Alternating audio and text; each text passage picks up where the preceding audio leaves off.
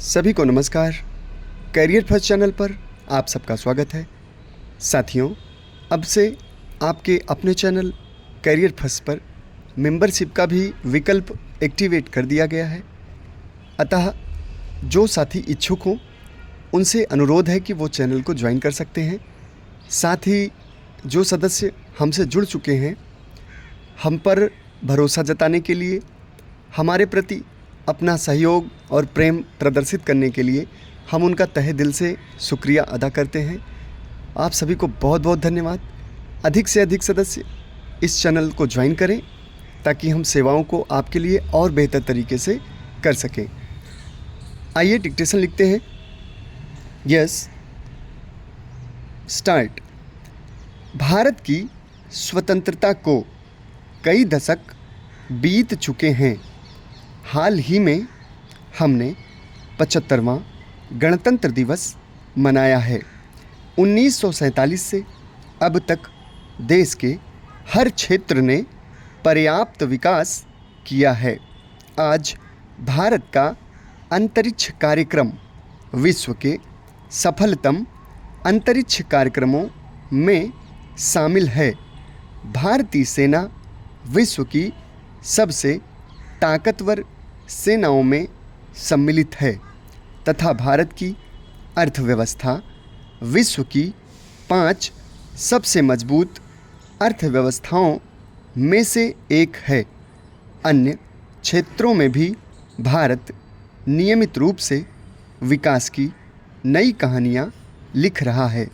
इन उपलब्धियों के बावजूद एक ऐसा क्षेत्र भी है जो आज भी विकास की दौड़ में पीछे रह गया है। खाद्य सुरक्षा, ग्रामीण रोजगार जैसे क्षेत्रों में महत्वपूर्ण भूमिका निभाने वाला कृषि क्षेत्र आज भी उस स्थिति में नहीं पहुंच पाया है जिसे संतोषजनक माना जा सके। इसका परिणाम यह हुआ है कि कृषि पर निर्भर देश के करोड़ों लोग आज भी बेहद अभावों में जीवन जीने को विवश हैं और कई बार ये कृषि के माध्यम से अपनी बुनियादी ज़रूरतें भी नहीं पूरी कर पाते हैं। भारतीय कृषि के अपर्याप्त विकास के मूल में कुछ ऐसी समस्याएं हैं जिन्हें दूर किए बिना कृषि का विकास संभव नहीं है।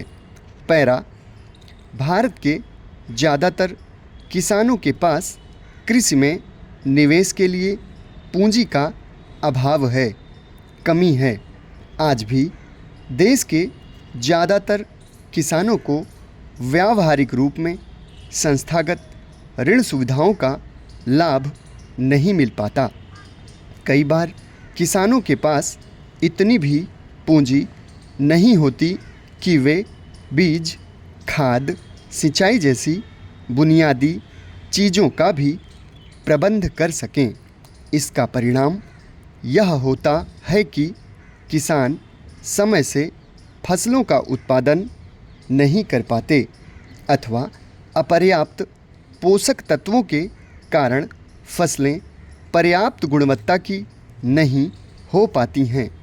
इसके साथ ही पूंजी के अभाव में किसान को निजी व्यक्तियों से ऊंची ब्याज दर पर ऋण लेना पड़ता है, जिससे उसकी समस्याएं कम होने की जगह बढ़ जाती हैं।